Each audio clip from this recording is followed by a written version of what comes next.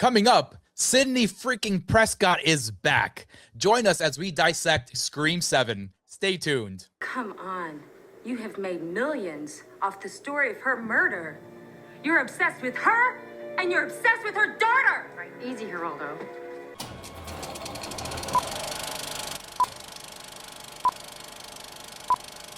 Welcome to the Morgue, where we dissect the latest and greatest in the world of entertainment. I am your host, Arturo, Padilla, and with me always is Mr. Nick Valdez. Before we get started, do not forget to hit that subscribe button, that thumbs up, and that bell. That way you know when all these videos are dropping. Tex, how you doing today, buddy? Howdy, everybody. Howdy, Arturo. Oh, we've got such a big one ahead of us. Scream 7. For the buddies at the Morgue who've been with us from the beginning, who might be just tuning in now, this is a big one for me, especially, but for the big one at the Morgue. This is like one of those key horror franchises that Arturo and I have discussed over and over again at length. And Scream 7 provides us yet another opportunity to do so. But before getting into this actual review, which we'll be doing full spoilers, because that's the only way you can talk about a Scream movie, you kind of have to address every single thing about its story. And we're going to get into that. So if you haven't seen Scream 7, please do so before getting into this conversation. If not, feel free to also just, watch or listen to this episode, because, you might be on the fence as to whether or not to actually watch this. And I get why, because it's also something Arturo kind of have to do a little housekeeping before we actually get into talking about it, because just doing our due diligence here with Scream 7 as a project in general, you kind of need to know about the bumpy road it took getting here, because if you've only watched, let's say you just come off of Scream 7, right? And you've got the sisters, you've got Samantha Carpenter, you've got Tara, you've got, and they've recently survived together with the rest of the core four. And, it was a tease of whatever was going to happen to them next. But before Scream 7 even came out, Melissa Barrera was fired from production due to some posts she made on social media about her political beliefs. And after that, it was also revealed that Jenna Ortega decided to leave the movie as well, due to she recently made a comment to Screen Rant, I believe, where she mentioned how it wasn't attributed to any one thing. It was more so the fact that it not only was Melissa Barrera not involved, but directors, Radio Silence, the two who directed 5 and 6, also left production of Scream 7. Yeah, and compounding factors led to the whole destruction of that planned trilogy or re-trilogy or whatever you want to call it. Whatever was the original plan got... Once Barrera fell and then Ortega went, she was like, yo, I'm not doing this without my homegirl. You guys can, kind of find somebody else. Left. Yeah, and the directors who wanted to work with Barrera and Ortega were like, yo, you don't have our stars here who are essentially our story. How can we even continue this? So here we are now, right? And then this is how they continued it, as Arturo was mentioning, where, Kevin Williamson, who wrote the original Scream films, he wrote up to Scream 4, now is in the director's chair and is also writing this one. And Neve Campbell, who is back for Scream 7, who did not appear in Scream 6, who later revealed because she felt like she was not getting paid or offered the right amount of money that she deserved. And for that, she missed out on Scream 6. That's why we got that's why we got Scream 6 without Sidney being... They kind of just mentioned that Sidney was safe with the kids, but that was all that mentioned. But with Scream 7, now she's back in it. She's the main star. The story is about her. And most importantly, it's about expanding the Sidney Prescott story with her daughter, Tatum. So this is where we get into the actual review for Scream 7 and its story and what we have here with what we have that might have been connected to the original, maybe the original ideas from Scream 7. It at least continues some of the characters we see. We got the twins returning for this one, so they are back. So there are some remnants of Scream 6. And trust me, Scream 7 will remind you that there was a part 6 and that over and over and over and over again. Yes. So first, I'm going to lobby this to you, Arturo. How are you feeling about this so far? Just like general thoughts, general like with Scream 7. Where are you sitting? Tex, I went into the theater with some pretty high expectations, honestly. And I walked out disappointed. I'm like a parent, you know. I'm not mad Right. at you. I'm just very disappointed. I Yeah. thought that we were going to maybe get something a little bit more interesting. They had a nice concept on paper. So the whole Yes. premise of this Scream 7 was using AI to deep fake the previous killers and do something with that.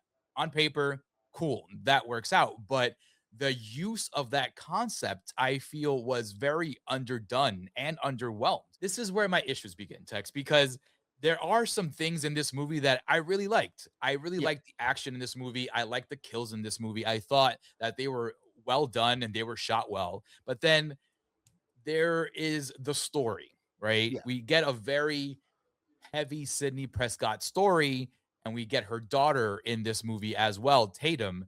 And they start off in the first act as just kind of them. You know, it's their story. So it was kind of focused on them and it was going well, right? It was going well. They were trying to figure out the mystery.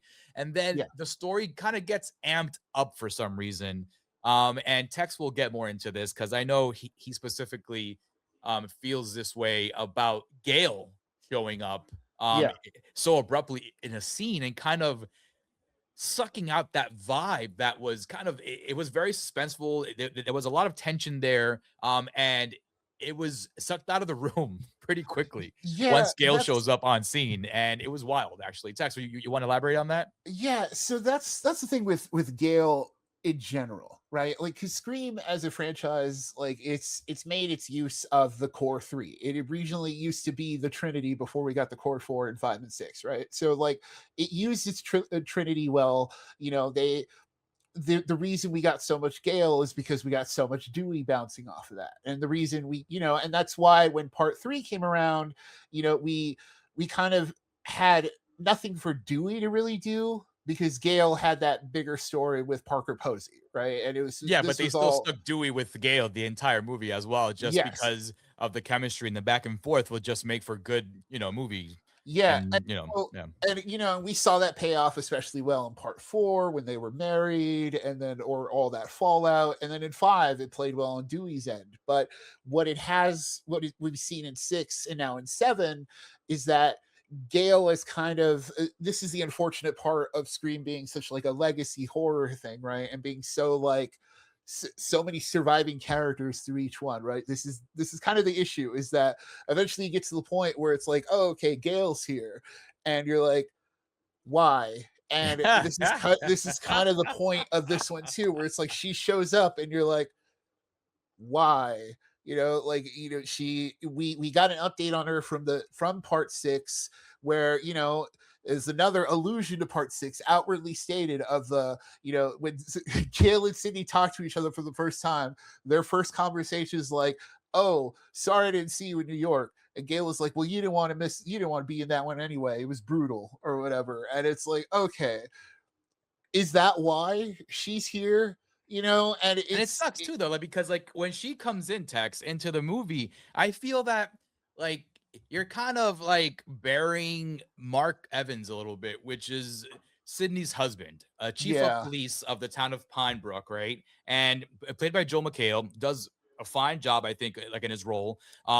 We finally have a male positive protagonist here, like on the side of the protagonist that fights back truly here, and we get a good Yeah. tussle back and forth throughout the movie with Mark Evans and Ghostface. And I feel that just Gail coming in the way that she did, like I don't know, Okay. it's Yeah.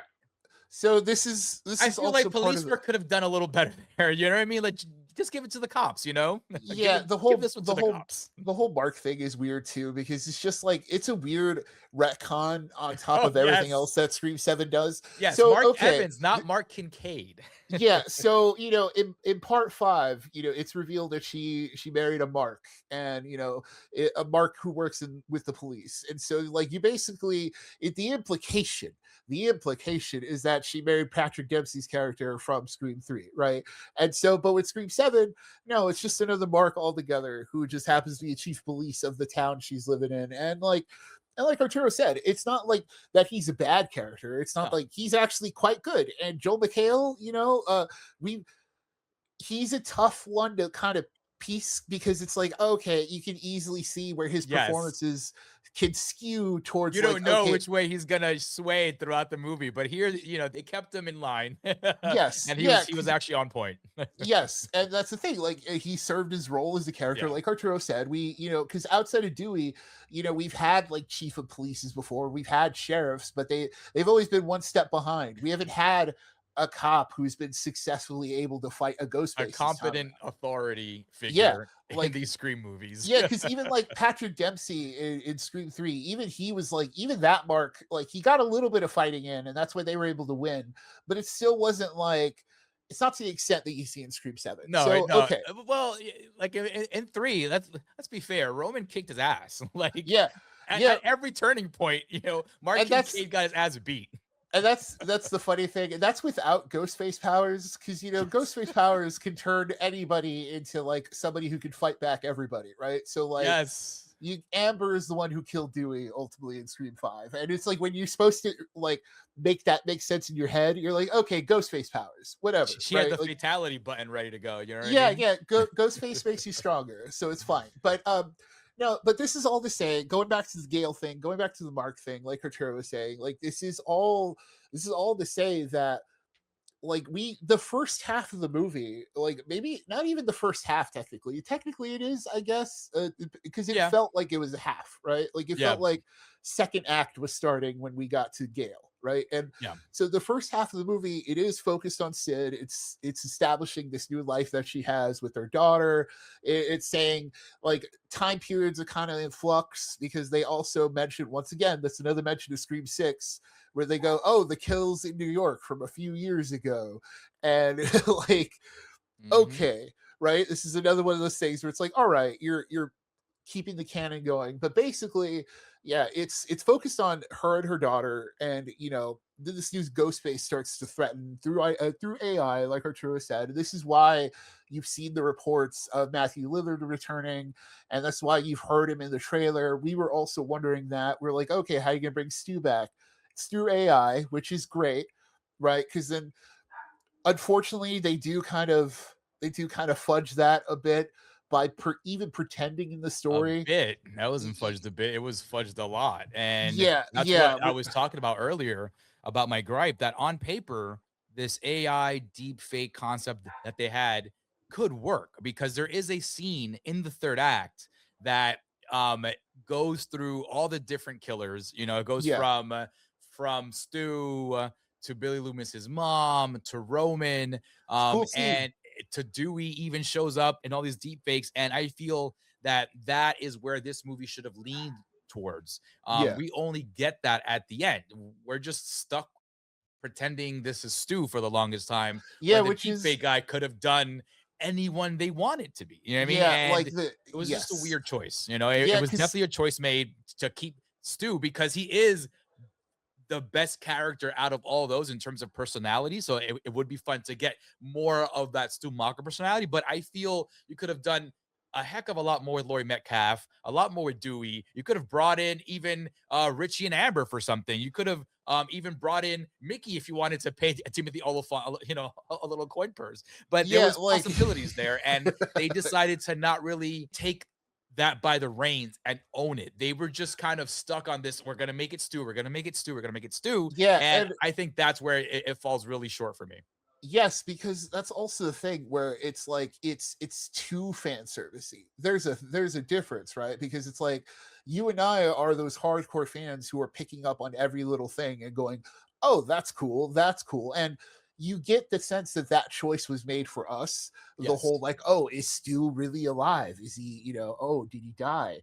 But no, where it kind of messed up was like Arturo said, it focused so much on the Stu aspect that even even Sidney and Gale themselves are kind of forced to go along with the idea that he might be alive, and to kind of waste our time with that, when instead, like, this is for all intents and purposes like it's a wild goose chase that ultimately takes attention from the way for the rest of the cast, because it's so focused on a stew that might be potentially real, that they don't even try and be like, okay, like, there's not enough attention to the AI side of it, is what Arturo was saying earlier Yeah, too, where it's like correct. there's not enough time. Like, yes, you get a couple of scenes where they're like, arguing amongst one another about whether or not, like, who is capable of this AI stuff, right? Out of like Tatum's friends, but you get one scene of that compared to the many scenes they play with the stew stuff, where like it could have been given us more of the characters who could Yeah. be doing this AI And on stuff, top of but that, ultimately Tex, they don't matter either, right? yes, Like, that's the correct. thing. That scene you're talking about too, it's like you're just getting a plethora of evidence dumped right on your lap, and Yeah, you don't have time to process it. So specifically, Tatum's boyfriend, they leave a bar, and for some reason he has his laptop in his hand opened, and I was like, oh boy. I knew it automatically because that laptop, continuity wise, this movie drives me kind of crazy. Like, this laptop was not at the bar. They were not looking at this laptop. And all of a sudden, he has it in his hand open. And she, of course, opens his laptop because it's visible there. She sees a video, and it's him deep faking this Stu Mocker video. And his excuse was like, oh, no, Tatum, I was just trying to see if he could really do it. But it's like, yes, okay, cool. I get what you're trying to do here, right? But right, you don't even show earlier on that, hey, I have, because if he is this smart AI, not smart AI kid, but this smart like tech kid, right? He knows about tech and all this stuff. They could have easily done a scene earlier and been like, hey guys, I have the Stu video. Let me see if I can recreate it somehow to see if it's possible. Like there are ways to really fix this narrative a little bit and make things a little bit more comprehensible. yeah.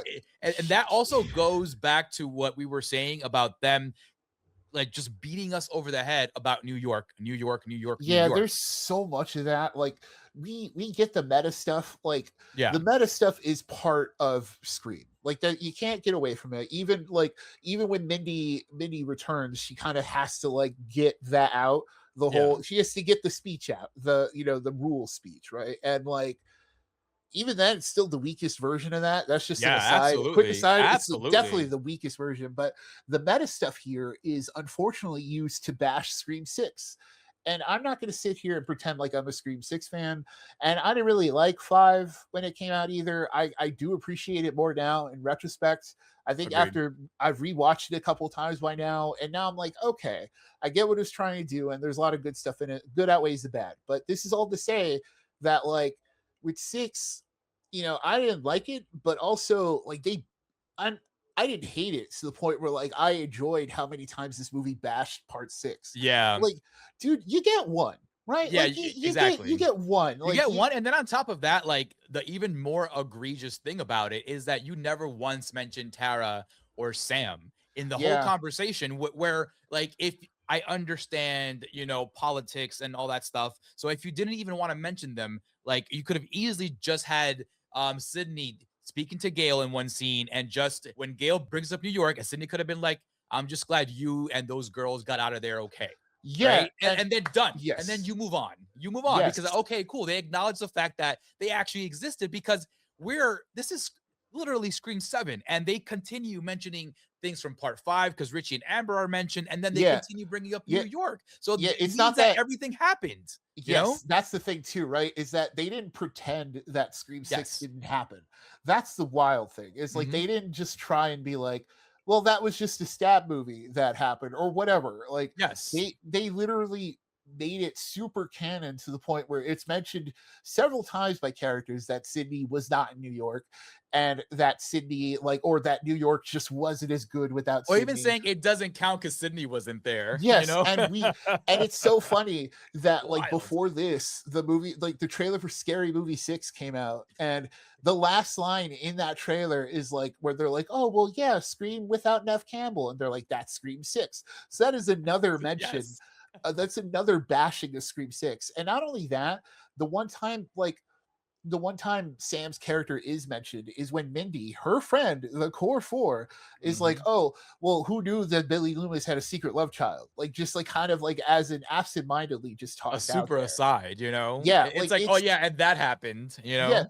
and compare that to Scream 5, where, or no, compare that to Scream 6, where with Sydney, they made sure just to say, Sydney and the kids are okay. They're with Mark. They're fine. Sydney's Whatever. gonna sit this one out, Y- specifically Gail said, you know? And we Yeah, were like, and "Okay, good for Sydney. Stay over there. that's That way you don't get yes, hurt," you know? and it's a very respectful kind of walking around, right? It's a very respectful. The door was still open. That's the thing with Scream 7 is that the door was still open for Nev Campbell to always come back if they paid her. And here's what we have now is like we have her back because they paid her.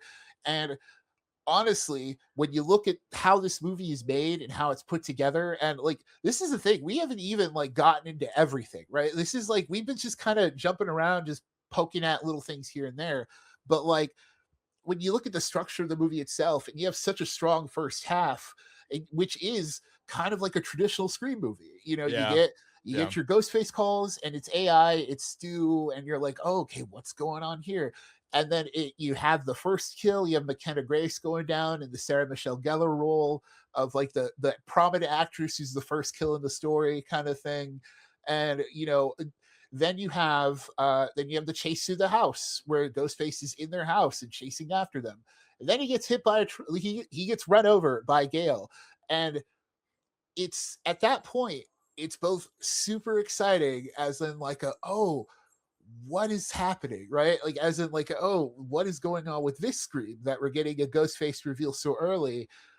And then Gail comes out of the car with the twins and they do like a superhero pose, and you're like, Yeah, pretty much. and It's you're like, like, "We're here. oh, No one fear. We are here." yeah, and it's like, oh no, and the tone like completely kind of shifts, and this is where it gets clunky. It starts Yeah. chasing after the stew goose chase we were complaining about. Yeah, Ethan Embry showing up. Ethan Embry, 2000s All Star, Oh my who god, who yes. is immediately suspect because he's in Because the he's mental. Ethan Embry. It's like Yes, you are a known actor. yes, yes, I knew exactly what was going on there, and I'm like, "Oh my god, they could not have telegraphed this like any better." And on top of that, I think they were banking on the youth of today not knowing who Ethan Embry is. But the minute I saw his yeah, face, I'm like, he's yeah, gonna be one of the killers because you yes. can't just bring Ethan Embry in for an orderly, role and not have it be more extended than it is. So Yeah, like it's so wild because the yeah, first Ghostface is just a guy,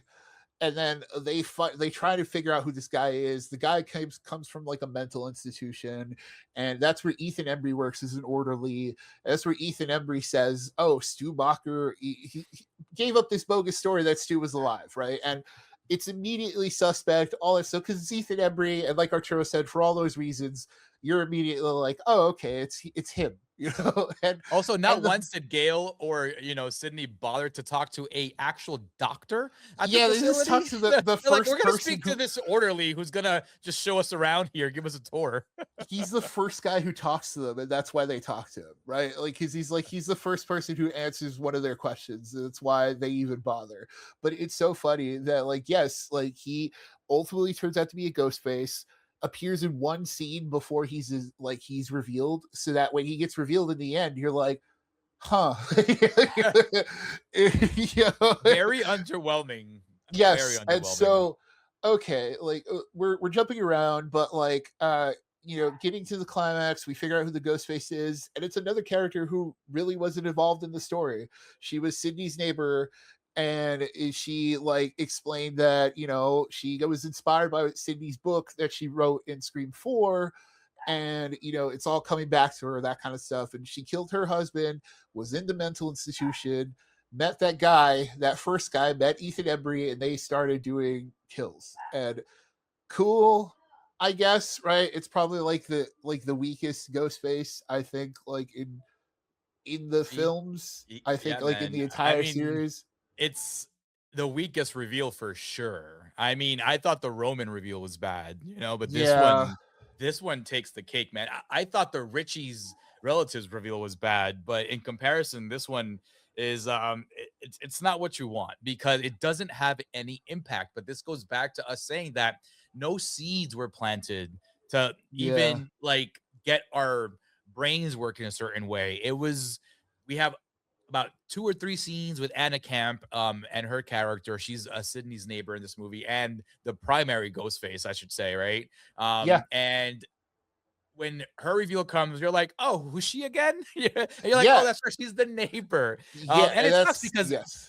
Anna Camp actually did a fine job of portraying this unhinged person, and I thought that was awesome. And I was like, "Where was this throughout the movie?" Yeah, You it know? sucks, right? Because like in terms of Ghostface actors, she is one of the better second half, Yes. right? She is one of the better reveals of like a oh, when they finally reveal themselves fully and go unhinged. She is one of the better ones. Like she really is. And because Anna Camp, like shout out to Anna Camp, she's been doing a lot of just random stuff. She does a lot of comedies, a lot of stuff, but like she got to use that energy here in this new context, and it works. Like she's but also like Arturo said, it works in a vacuum. Like that's Mhm. kind of what it is. Like it because the reveal kind of sucks all the air out of it because Yeah. there's they her and Ethan Embry have no scenes like outside of just like Ethan Embry has one, and the neighbor has like one where she's talking to Sydney and one where she's like, well, what's going on around here? And then they kind of rush her off screen, and that's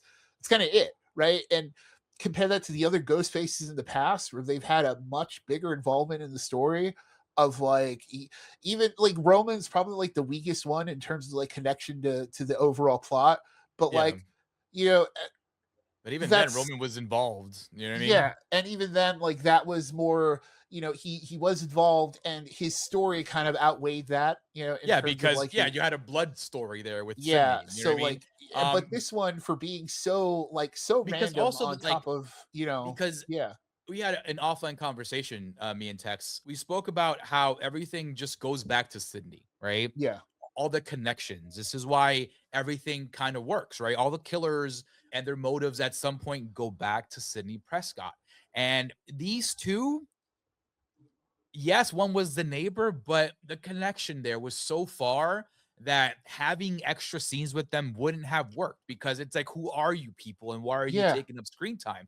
And what really sucks is that there was a really good, simple movie here, a good cat and mouse slasher with that first a half. mom, Yeah. yeah, with a mom trying to protect her daughter, and a mom not preparing her daughter for the dangers of being Sidney Prescott's daughter. And that's Yeah. what the story really is. And unfortunately, they didn't get to really squeeze that orange to its fullest. We never got juice out of that, man. We got a little bit of that, taste right at the beginning, but then we get all this jumbled up AI nonsense with Yeah. Stumacher, and we forget all about that, that mother daughter story that really attracted us in the first place in Act One. And we Yeah. lose Because all of that until the yes. very end in Act Three, where the reveal happens and it goes back to the simple mother daughter stuff. Yeah. And even then, like, Scream, like, it's a franchise you watch because of the story. Like, regardless of what you think, like, that's the thing. Like, horror fans watch horror movies for different reasons, but, like, Scream's not a movie you watch for the kills. I'll even say that. Like, because the kills are always dope. Like they're always brutal, but Yeah, yeah. at the end of the day, it's like yes, they get a lot of personality, but you watch it because you're invested in it. You want to see who the killer is. You want to Yes. see what they're what they have to say about movies, what they have to say about Sydney, what they have to say about whatever environment they're made in. Like for as much as I didn't like Scream 5, like it was trying something with Billy Loomis and his ghost. This is what part 7 does with Stu, right? Like it leads so heavily on Stu, and part 5 was like leaning so heavily on the Billy Loomis, but it used that as like the requel stuff. It used that to point out that this was a spiritual legacy reboot kind of sequel. And the part 6, even like even if you didn't like the family story, it really was about family. It was about these sisters bonding closer together to fight off a killer family ultimately, Yeah. right? And Yeah. that's the thing. Like, and with Scream 7, once again, the strongest part is when it gets to the family and it tells Sydney's story and it focuses on Sydney and her daughter. And when it gets like, and her daughter scenes are fine. Like Tatum, the young actress herself, like she's solid enough. Yeah. Like Yeah, she I is. think like That's I don't think like she was faulty in any way. The same No, thing but with that's like the young, also yeah, a big gripe of mine, Tex. Like, yo, this girl is talented, dude. Like, give her more work to do. And you yeah, can see that in the movie, she's hitting those emotional beats on yes, point, you know. She wants to do the work. Give her more work, yeah, dude. and that's the thing. It's like Load her up. She should honestly, she should have been the main lead. She should have been 1A while Sydney's 1B, because that's the way yeah, it was written in that first yeah, act, but then we slowly fall back to Sydney going to that 1A. Tatum goes, like, it falls back in the background while Sydney and Gale do their thing with the AI chase. And we, like I said before, we forget about the core of this movie, of Scream 7. It's I Sidney mean, Prescott and her daughter Tatum.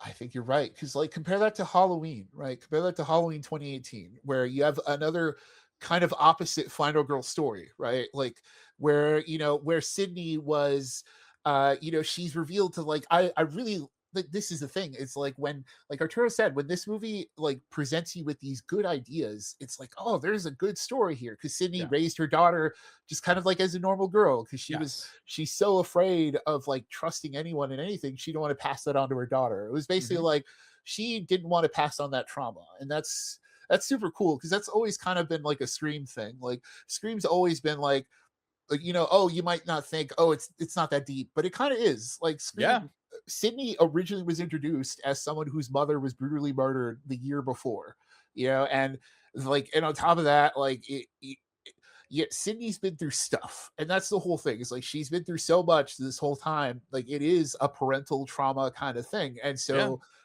compare that to Laurie Strode, who was like, oh, she's so afraid of Michael Myers that she really did train up her daughter and to like pass that on. And this is why you get kind of like that kind of scene where they fight back. And this is sort of what's missing in Scream 7, because you get Yes. that here at the end. You get where Tatum like does land the final blow, essentially. And it's a cool final blow, but like, it's one of those things where like it doesn't hit as hard, because like Arturo said, it's so the Sydney show that like it kind of forgets to like, it's not enough and Tatum, right? It's like it's supposed to Yes. be, yes, Sidney Prescott, but also when there's a line that Anna Camp says here where she's like, oh, I'm gonna turn her into Sydney 2.0. And you're like, yeah, that was kind of the idea Yeah. that they didn't really fully go through, because Sydney's still so prominent, like Arturo Yeah, said, dude. that And she's such I the star, right? I wholeheartedly thought that they were gonna let Tatum join them, like them meaning Sydney and Gale, in their journey, especially Yeah, that's when true. Mark Very true. goes to Sydney and goes like, "Hey, listen, like, she's going through stuff too, like, you never really gave her a chance," kind of thing. And he made her feel kind of bad about that. So I thought at that moment Sydney was gonna go to Tatum and be like, "Hey, pack your stuff, you're coming with me." And Yeah. then from there we would get this mother-daughter story kind of unfolding, and their relationship and their dynamic unfolding in front of the camera. And we would be able to see that Sydney needs to evolve past that very overprotective parent, because now her daughter is not prepared for what's going on. And we Yeah. don't get any of that until the very end. And I wish like they would have just stayed with that focus. You could have brought in Gale and the twins, but like at least throw Tatum in there, because Yeah. when you leave her alone, not much happens, to Yeah. her in terms of character development. And we lose that connection that we're trying to build. Because, like, as a Scream fan and a Sidney Prescott fan, I'm excited that she has a kid involved, like fully involved. Her name Yeah. is Tatum. I'm Yes. stoked and hyped about that. And I wish they would have given her more to do in the movie. They kind of like let her fall by the wayside. And again, Sidney freaking Prescott, right?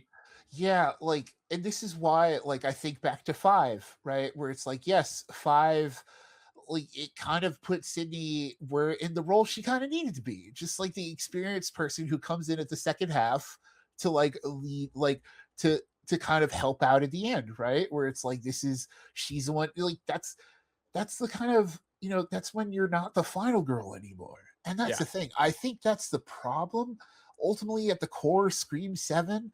And I think this is something I never thought I'd say, because it's like, I've always been one of those people who's like, yeah, you kind of need Sidney. It's so, because everything is so tied to her. This is the first time where I'm like, it's so tied to her that it kind of tied the rest of the movie down, right? Where it's Yes. like, Yes. That is a great because point. like Arturo said, like when we see the young Tatum actors kind of really fully get time on screen and get the ghost face sequences, they're great sequences. Like the scene where like Sydney's kind of walking her through how to use a gun. You Yes. see it in the trailer. I Great really enjoyed that. sequence. Yeah, It's really a enjoyed that cool sequence. moment because that's a good way to use Sydney, and it's a good way to separate her from her daughter, and it's a A cool good way thing. to use technology as well, right? Like ring Yes, cameras and all this stuff. Like and that's the way to really use this modern tech in this very 90s yes, kind of world, you know? dude, and it's so 90s that like it even brings back that cool small town vibe where she's running through like an empty small town. Yep. Great, like on it, like Yes. I Great I think chase, by the that's way. Very yeah, elongated. I wish it was longer. That was honestly the highlight of the movie, that whole yeah, chase. It was so yeah. long and just very well done and And executed.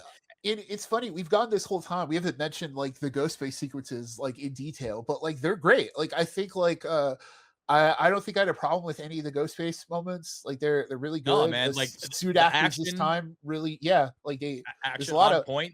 The kills there's a were lot of on point. fighting. Yeah, Yeah. there's a lot of fighting. There's a a lot of people do get their throws in, which is the ghost face, like that's typical, right? Where it's like, Yes, yeah, the you're supposed Spider-Man rule, you know what I mean? Like yeah, Ghostface is really the only slasher that's allowed to get beat up and still come back at you. You know what I mean? yeah, Like no one yes. ever gets like like a hit on Myers. There was one dude in Jason Takes Manhattan that got a couple, a two-piece hit, fighting Jason on the roof. And then But like what was it, it Buster doesn't Rhymes happen. too? I think was it Buster Rhymes Yes, and what was it? yes, Yeah. in freaking Resurrection, right? Yeah. But like again, Tex is right. Like Ghostface is the only dude who will get his ass beat. Like whoever is behind the mask, it could be Yes. Amber, it could be Billy's mom, it And could it's be great. Stu, and it's awesome. There's a lot of close-up, tactile kind of one-on-one fights here, and the camera work is so well done. Kevin Williamson really has a handle of the action here. Not so much in terms of like the overall movie, but he really knows what he wants to see out of his ghost face and his ghost face action sequences. And honestly, they don't disappoint at all. They From don't. the scene where McKenna Grace bites it, like stuck in that rig, awesome, to the scene where he throws this girl Chelsea down a bar through a bunch of glass, Yeah, and and then she yeah, just kind of gurgles off screen. That's one of those few times where I'm like, yeah, yo, it's an off screen kill, but like it worked, right? Because you just see him toss her off the bar and and you then just you hear get the go, reveal, yeah, right? yeah, Yeah, and then yeah, the it's good. reveal. Yeah. And then Yeah. speaking of bar, right, we get the Oh, Ghostface strength at full force here when yeah. Ghostface picks up this one kid who's like almost half dead, so he's limp by Yeah, his yeah. head, literally picks him up by his head and just crowns him on top of one of the beer drafts that has a nice sharp point on it, and Yeah. great visual. Again, Yeah. that Great. is not a problem in these movies. Good They do, physicality, yes. good practical effects. Like everything looked good visually. Like that's the thing. Like Yeah, the CG looked aesthetically, good too as well. Yeah. yeah. Like when there was CG, it Mhm. worked. Like it looked good. Like it's a good looking movie. It doesn't always hold up. That's the thing. It's like it doesn't always look good. And there are some like kind of quirky bits in there, but that's also part of the thing where like it's. I think like just putting up like wrapping up this Arturo. This is the thing where it's like there's so much to talk about, but also it's like okay, Oh, dude, like good stabbings, right? yeah, Like oh yeah, yeah. Scream 5, 6, and 7. These modern Honest, like Ghostface good, killers, good freaking trilogy. Yeah, like Roberto would be proud. They have been practicing their stabbing. yeah, yeah. That's it. That's a good point. Like good, like yeah, because I remember in 5, Wes has that one where they like kind of push A it in quick slowly on one. the side. Oh, Yeah, yes, Wes has the one that goes through the neck, and there's also one where Kyle Gallner gets it like a quick stab right in the just a neck. quick, Dude, yeah, just like a quick puncture, and then when it's not quick, it's like the Dewey. Yeah, dude, yeah, the Dewey kill, right? And then the yeah. freaking Sam kill, right? Where Yeah, she's where she's just just like stabbing, yeah, at the end of you know? 6, where like Yes. And then yes, in this one too, you get a freaking awesome stabbing sequence with an ice pick, right? yeah, Like yeah, the it's good good. ice pick one. A Yes. good the first kill in the movie is fantastic with the knife through the head because you see it go through the guy's eye basically. Like Yep. it's really cool. Like good. And then after that, like opening sequence, there's so The much body like gets burnt, and you're like, "Whoa!" You're yeah, like, "Holy crap!" it's Okay. like yes, good Ghostface, good like physicality from the Yeah. Ghostface too, like good like it was well lit, like all that stuff. When it came to the important stuff, I think when it came to the horror stuff, yes, it Yes. knocked that out of the park. This is also why, like, ultimately, I'm like, as I'm trying to wrap up my thoughts here, I'm like, it's not that I hated it. Yeah, that's the thing too. I think like for as much as I'm like complaining about these little things, I can't say I totally hated it because I really like that first half of the movie. Yeah. Basically, it's right up until Gail shows up and you start asking why. You start going, why is she here? Why are the twins here? Mhm. Why, like, because it wastes such a cool surprise too. Because when It's they the run over fluff, right? Because Ghostface, it's all yes, it fluff technically in the second yeah, act you get there the because chase like after mhm. Stu, because of that, you lose the focus on the friends, and they don't really get developed either Yeah, no, the outside friends of are like single layer fodder here. They don't even yeah, like I wouldn't even consider them friends because we don't even get to know them. I know a couple of them because of their death scenes in the bar. That's really where we focus on the whole group. Because they all die there. So yeah, and but other than that, like it's not like in Scream 1 where the friend group is like just chilling and talking about what's going yeah, on. there was no possible character that was going to survive outside of Tatum, and that's the unfortunate thing too, right? Where it's like when you look at her friend group, and you look at, I mean, look at Scream as a franchise, right? Like it never has been just one survivor. It really hasn't. Like for each movie has, and that's the thing. Like it's a real Fast and Furious problem, right? Of like each movie adds another three people to the cast who stay with it Yeah, forever, right? yeah, yeah. And but seven doesn't have that outside of but I think it's because it's Sydney's family that we're getting, it's Tatum, we're getting Mark in part eight, you know what I Yeah, mean, but like I honestly though, Tex, we're just getting to that wrap up news reporter, that Mark Consuelo's character, yeah, but just to he's wrap up my end of things, I'm gonna piggyback off what you said earlier. That because of the Sydney Love Fest, right? yeah, This movie kind of falters. yeah, They definitely, I think, felt bad about what happened to her, and the whole Scream 6 situation and the pay situation that they, I think, God, overcompensated so much God, you're so to right, kind you're of just be so like, hey, right, we're so sorry. Here's 7. That way we can do 8, you know? you're And I so think right, if they really wanted to get this done in a certain way, they had to kind of bend a little bit when it came to, hey, how do we get Nev Campbell, not Sidney Prescott? How do we get Nev Campbell back on our good graces here? And and it was give her a huge part in the movie, yeah, give Sidney her freaking Prescott love fest, you know? yeah, So much so that's that I yes. think it's a detriment to the overall story that was really just, the bonding and the relationship between Sydney and her daughter Tatum, but instead we go like, you know what? It's Sidney Prescott. Let's just follow her to the very end here. And that's where I stand with this text. Yeah. But buddies, you guys know how we do it here at the morgue. There's stay away from it, which means don't bother. Simple as that. There's Wait for It, which means you can watch it in the comfort of your own home when it drops on VOD. And there is Pay for It, which means get a streaming trial or pay for a ticket ASAP. Tex, I am going to shoot it over to you, my man, as the resident Scream fanatic here at the morgue. What say you? I will say wait for it. Mm. It's not a total stay away from it, because like the ghost, like we just said, the ghost face kills are good. Like there are good ideas here.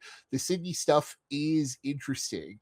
It's just like Arturo said, it's too much Sydney. There is that's an issue. Like that's something I never thought I would think from these movies, because she's been so ingrained in this, but it's such an imbalance this time around that Arturo's right in that it kind of feels like an apology for keeping her out of Scream 7. And it and in that, and in watching it with all the, with all of that in mind, it's like, oh, it really did take up a lot of the story from, keep from going. Like this is the whole point of a legacy sequel, and what we've seen already with Scream is like, it's the idea that yes, Sydney's always going to be the star, but like, they gracefully kind of they figured that out in 5. And then like It sucks that we couldn't see what that looked like for 6, because I bet, like, if they paid her, we could have seen a version of that with Sydney in it, being in the same kind of role. But now having her being so prominent again, it's a detriment to everyone else in the universe, and that's kind of a shame, because like we said, and like Scream has been from the beginning.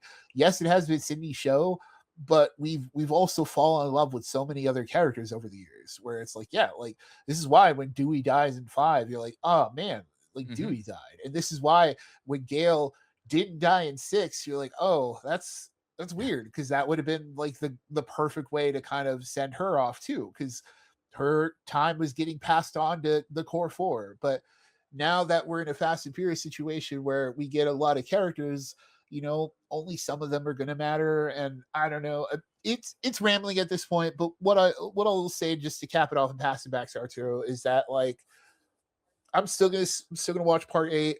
I think ranking overrise, this is closer to the bottom. Scream 7, I think, just quick off the top of my head, it's 1, 4, 2, 5, 3,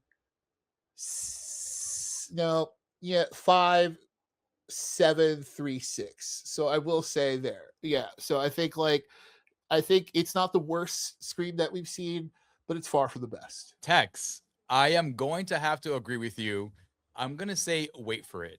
As I was talking, I was like, oh, we're praising it quite a bit. Am I leaning a little bit towards pay for it? But then Right. I get back to the core of the story. And as I Yeah. get older, as an older horror fan, as I was younger, I loved the gore, loved the blood, loved all the kills, all that stuff in movies. But Right. older, as a critic of this art form, I'm looking for the narrative, the core, the themes of the story, and I think we lose that here because we get so much Sidney Prescott.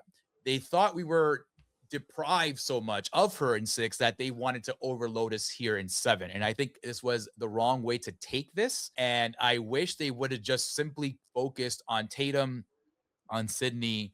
Mark Evans was a good character there because he actually served a purpose and did good police work that honestly never really followed up on his good police work, which is annoying because Yeah. he actually like was like, hey, we have experts to analyze all this and blah blah blah blah blah. But who cares? Because Gail showed up, right? and, Yeah. and she solved everything. But all that said, folks, I wish they would have gone a little bit more simpler just to get us back in with Sydney and her life and what she's really been up to, because we only get little snippets of her life in 5, where we hear that, oh, she's living her life, she has kids, but now we're actually with her family, with her kids here. And I wish they would have kind of leaned on that a little bit You more, know, you yeah, know? like, now that you're bringing it up, AI might have been too big of an idea. Like, it might have been like, That did could we have been for need? part 8, you know? Yeah, like, you could have waited a segment and then just brought all the killers back. Then you could have brought Emma Roberts, Rory Culkin. You could have Yes. just gotten. You would have had the time to get everybody together to film a line or two for a day in front of a green screen, like they do with the cast here. And yeah, I think you're right. Where it's such a big idea that it takes the focus away from Tatum and the new characters, that they don't get development over the course Yeah, of the yeah, we movie. needed to reestablish our connection with Sydney and her peoples And because that's the thing too. Yeah, like, we've lost this is connection with them for several years because we've been hanging out with, with Tara and Sam the yeah, entire this time. is this is a whole new status quo that we were being thrown into, and we got so much of Sydney that we didn't even get the ghost face, right? It's like, yeah, like, we barely knew the ghost faces, and that's the issue. I think, Yeah. God, like, yes, you're right. Like, you can watch these movies for the kills and stuff, but you're watching Terrifier for that, right? Like, you're not watching Scream for that stuff. You're It's like watching you Scream said, because, we're watching Scream for the plot, right? The twist to yeah, see you're who watching the the fun killer movie. is, you know? Yes, you want to see the mystery and you want to have fun with it. And this one was more work than fun. Yeah, that's true, folks. But you can catch all of the Scream movies on Yeah. Paramount Plus. If you guys haven't seen them yet, go watch them. They are all fun watches, honestly. And Texas ranking is pretty much on point. I feel the same way. I'm liking 3 a lot more these days because of Parker Posey. I think she's fantastic in it. But Right. yeah, 7 is definitely one of the weaker installments in this franchise. And if you guys don't want to see the weaker ones, go on Paramount Plus, go watch 1, go watch 4, go watch 2, and I guarantee that when you see those and you see what's happening now with Sydney, you're like, wait a minute. Especially if Yeah. you watch them in order, right? And God, you get yeah. detached from that Sidney Prescott universe, right? You kind of like want to see what happens next, and then you're thrown back into the Sydney of it all. And this is where we're at right now, Yeah, lost in like translation here with Sidney Prescott. Scream 4 is so much tighter as like an idea for a sequel. That's why it's my favorite sequel. It, It's wa- like, it, wa- it was the perfect ending to this whole franchise, honestly, man. yeah, because it was like 10 years after the fact, right? Mhm. And it was like they came back because there was an idea, there was a cool idea, and then they executed it. And we get Emma Roberts at like her peak of like, like that's when she started really blowing up and stuff and really started taking on that like that kind of mean girl character and like really like, oh, she was so good. And Yeah, it Jill was was great. it was an awesome commentary on reboots, and like it was an awesome like just honestly, yeah, like just watch Scream 1 and then watch 4. Yeah, and then you're good to go. Yeah, yeah, And that's because a like wrap. yeah, And I that's a wrap. it's our super show here for Scream, but it just like it needs it. There's Don't just worry so about it, folks. much. You'll catch Yeah. another one of these Scream conversations in December when Scream 1 turns 30 Yeah. in December. So we'll wrap around with Sydney, and maybe after a couple more rewatches of 7, and talk about this maybe in a different light. But for that, you're going to have to stay tuned. Thank you so much for listening. This has been The Morgue, where we dissect the latest and greatest in the world of entertainment. I am your host, Arturo Padilla, along with Mr. Nick Valdez. A big shout out goes to you guys out there for listening and for watching. We have all this content on YouTube and anywhere you get your podcast streams. Also, big shout out to Delvirus for all the artwork you've seen in front of you throughout the years. And always remember, folks, it is a scary world out there, especially without Sidney Prescott, as we learned, right? But we are here to walk you through it.